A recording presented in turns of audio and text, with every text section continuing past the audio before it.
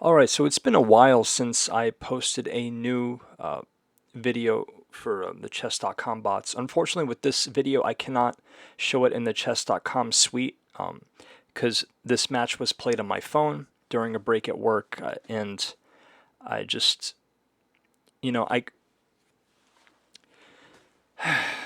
chess.com sometimes or about more than half the time, honestly.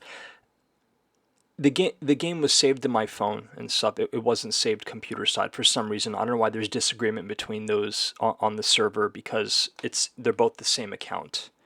So with that, um, anything else I need to say beforehand? But yes, I assure you that this is unadulterated in any way.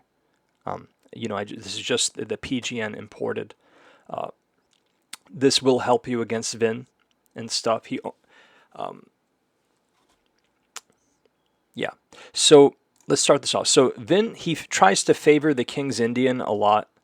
To counteract this, I mean, you know, one good way to counteract this is to just choose white. Though that's not really chess theory because you don't always choose. So yeah, this video is probably going to take more than one episode because Vin is quite the ferocious player.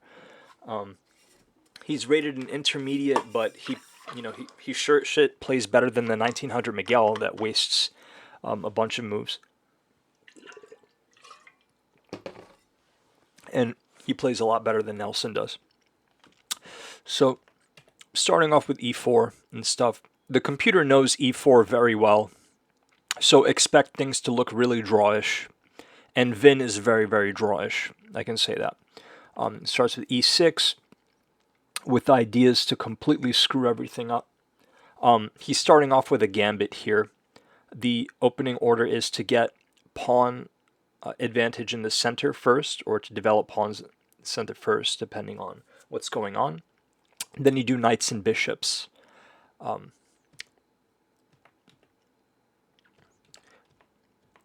Here, I'm just keeping material and pressing this weak area he's created and stuff. This square, the f6 square is weak. I'll just click on it because, he can only move his knight there or his queen and stuff. So I just push it with the pawn. Yes, I mean, obviously I'm blocking off my knight here a bit and not allowing it in the center. But the thing is, you're always going to pay out something to get an advantage here. So this is a sham sacrifice, meaning this is not a true sacrifice where, like, I'm actually putting myself in a worse situation, which is arguably also putting yourself in zugzwang. But anyway, so I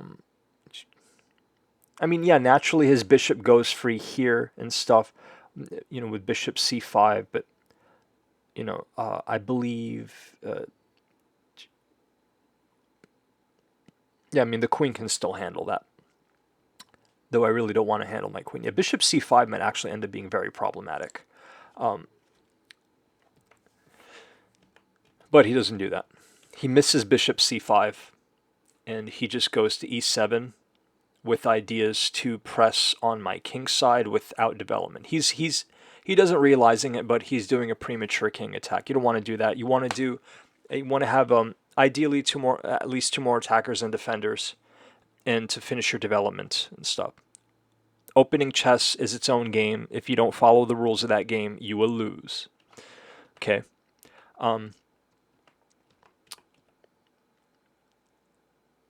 Here he's not really. I know I really need to get my bishop out, develop a bishop, and stuff. There's really no options for my black squared bishop, so I'm going with the light squared bishop. At least it's gonna, jumble up his position first. Here we're sacking the bishop with ideas to misdirect his knight more. I know that in the opening here it could be very weak, so I did that sack to advance my benefits more. Because the thing is, I could, what if I tried something that Stockfish would come up here? come up with here? Like, what if like I really sat there and thought, for like a 30 move long idea or more, 30, 60, 128. Well, you know, that's not necessarily water a person can understand and stuff. It wouldn't make a good tutorial, and it's, I mean, obviously, it's kind of freaking impossible, right? Or just extremely hard. Like, how do you, you're dealing with like this complexity, which has like this alien form to it, and it's like seemingly virtually infinitely large. Like, how do you process? How do you wrap your head around that? It sure as shit ain't easy. It was time I just don't have. Like that's like what, 9 days per move probably. It's like Jesus Christ. So, as you can see, his attack has pretty much fallen apart. He's given himself no development, so with pressure, his attack falls apart just by dominating a bit. Yes, there is exchanging here, but I knew he was gonna press for a draw anyway. I knew these lines here from losing to this motherfucker repeatedly. So here I'm just like fighting out for the draw and stuff, while protecting my pawns, because pawns and endgames, hoo-hoo, yeah. So you can see what he does here. Like, he really tries to force a draw and stuff, but he doesn't get the balance of material correct at all. You don't, he doesn't try to fight with all of his pieces, and I don't want to say that he doesn't get the idea of domination correct and stuff, because how do I put it? Like, domination is the most complex concept in chess, pretty much. It's so elaborate. I'm actually having issues writing about it quickly and keeping it truncated so people can learn it as quickly as possible in the American chess organizations. But yeah, here, I mean, he fights for a draw, and so if you fight for a draw, you can just absolutely demolish him. I call this absolutely demolishing him, because it comes down to the performance of your pieces, not the material value and stuff and other more concrete things. It doesn't even come down to material and mobility together like a lot of people think. It comes down to performance, and my pieces here overall are performing heads and tails above his, which I think makes this guide pretty good. Though if you're facing the King's Indian head on, well, you better know how to exploit gambits and stuff. You have to treat what the King's Indian is forcing you into as a gambit, and punish the hell out of him for trying the King's Indian somehow. Which is honestly seems very drawish, because the King's Indian is so like computer accurate. Garry Kasparov used it a lot, and so, which is a testament to it. Yeah, so here, if you get mated like this, ladder mated with queen promotion, then yeah, you got crushed. And that's what happened to Vinh here. We can go more into the theory and stuff. So yeah, after this exchange, here I'm transposing and stuff, because I want to go where I have more mobility naturally, and my pawns were pointing where? You saw where they were pointing, so like towards his king side. So that's where I'm building up and pressing, and naturally it works because I have mobility, which means I have more options there and stuff. If he was trying to counteract on the other wing, he loses spatial dominance, basically, and which is generally true in chess, which is why I'm bringing it up.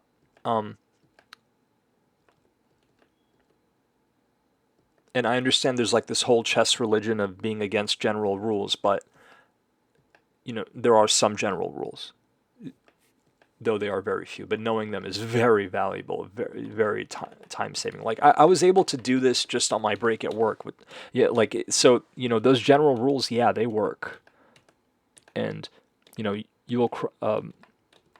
they just freaking work. I will, in the follow-up episode, I will talk about the accuracy of my solution here, and then if I notice any corrections I can make them. But hopefully this helped you get them. I know Vinh is a headache for a lot of people.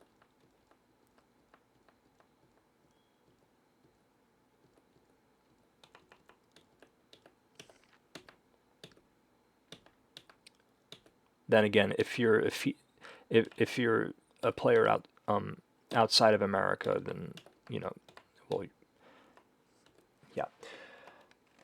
Actually, no, I don't need to go into that line.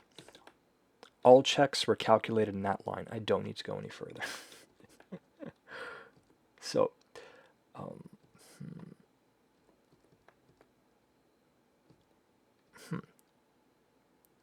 yeah, there's a lot of, there's a misdirection tactic here going on. He's so preoccupied trying to keep up in an area that he's so behind that he just wastes, his tempo, getting control of the board and having mobility and stuff.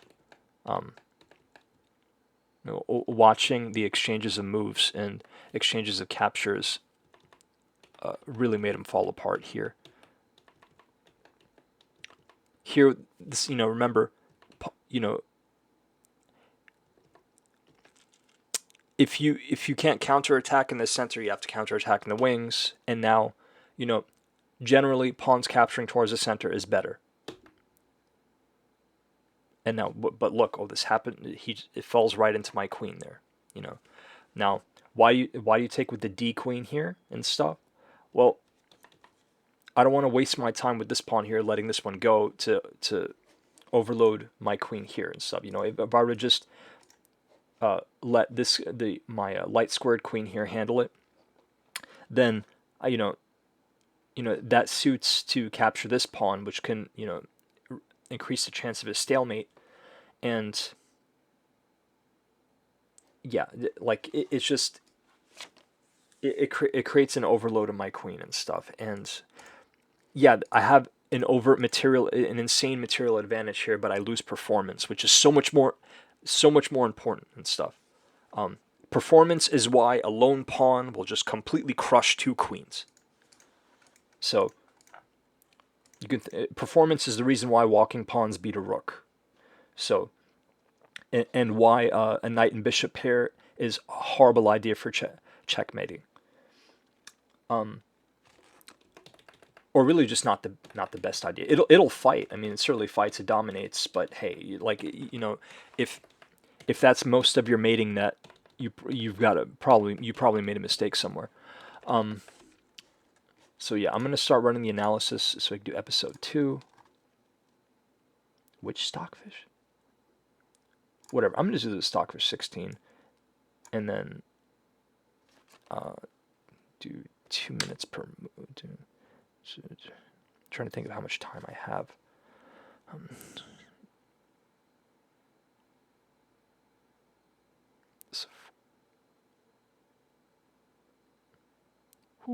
going to be doing this for quite a while then. Fuck it, I'm just going to do 1 minute per move. It's not going to change the percentages that much. Now, these settings are good for analyzing because it really tells you how good or bad your moves are and stuff. Nothing is brilliant to this computer here because, yeah. Depth 50, wonderful. Process priority very high. Sure, why not? Let's just make my room into a heater. Okay. Yeah, so we can wrap this up here. No tears, no worries about Vinh.